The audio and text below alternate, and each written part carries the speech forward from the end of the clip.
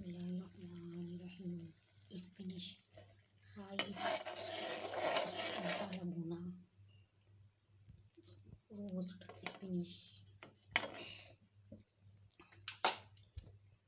अब इसमें rice paste लिए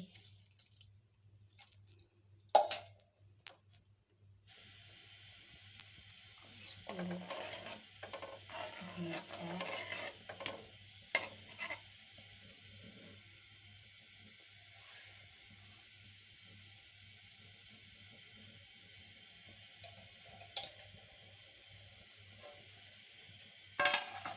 कवर किया।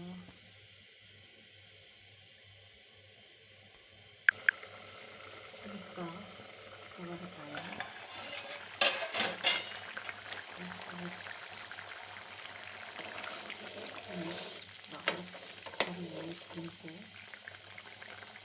दम पे लगा।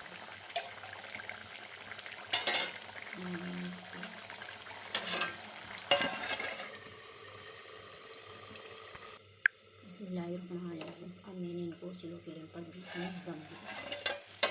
अब बस ये फिनिश पालक राइस रेडी। ये बस अभी तक अच्छा तो लाइक करें, कमेंट करें, सब्सक्राइब करें, बेल आइकन प्रेस करें।